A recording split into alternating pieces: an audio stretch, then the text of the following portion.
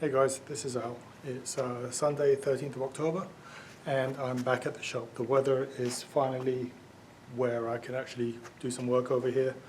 So I've been basically trying to tidy up.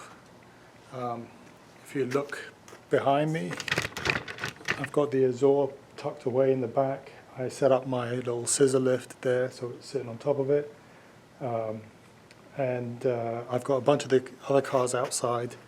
I've been working on this little 500 SL the last couple of weeks. It's had some braking issues and I had a really hard time trying to find the correct caliper for that car. So I bought a bunch of them. Nothing I seemed to order seemed to be the right one. Of course, this is a Euro only car, it's an 84, so wasn't officially imported in this country, and I was like fishing around for cars around the 84 model year. Top tip for you guys, and I will post this when I do an update on this car, that if you have the caliper mounted on the front of the disc, get the caliper from an 88 560 SL, it'll be the right one. So eventually I found the right caliper and I put them on. I have to remake some brake lines. I made them just on this car temporarily right now, but they're too long, and so I need to get hold of some, I don't know, 12-inch brake lines, I guess, and they'll work. I can't find my flaring tool. I had one, but who knows. So I did pull some cars out, and as you can see, the Cornish is over here in the front. It's filthy, but it runs, which I'm really happy about.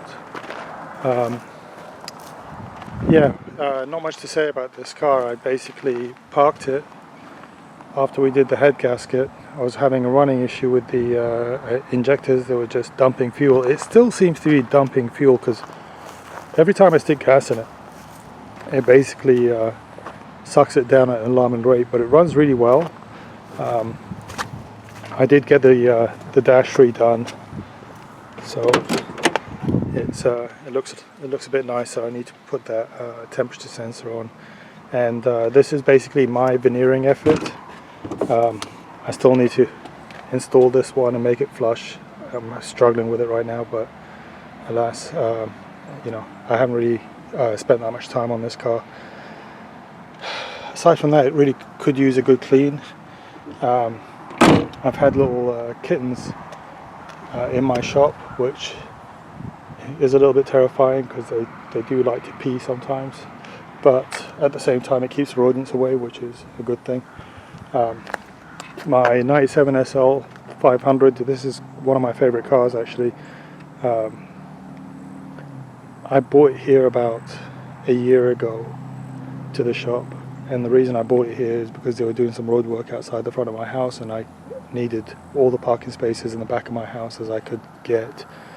So the road work took a lot longer than I expected, so it sat here.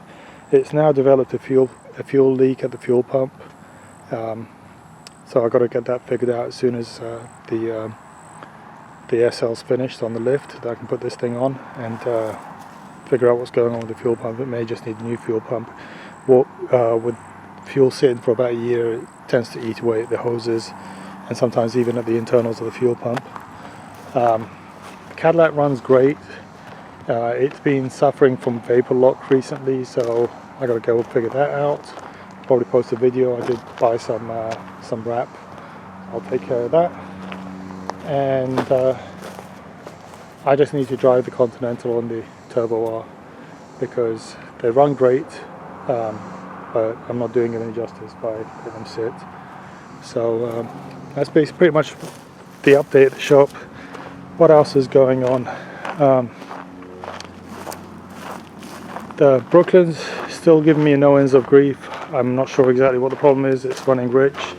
I'm guessing that it's going to be some kind of sensor that's not reporting properly, like a map sensor or a temp sensor, even though, I mean, they seem to be reporting fine by what the Omnitech says, but what can you do? It is what it is.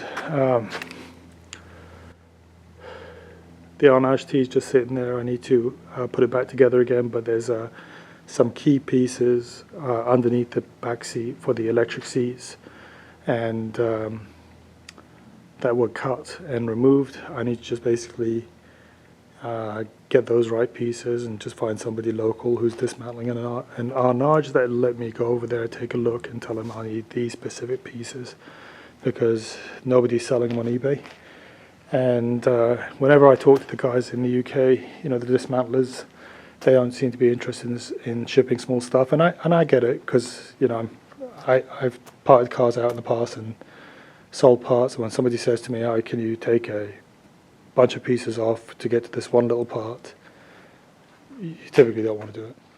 So that's it. And right now I'm just going to wash the cars and maybe take the Cornish for a drive and put some gas in it, because it hasn't had a fresh tank of gas in a long time. All right, guys, thanks very much. Take care.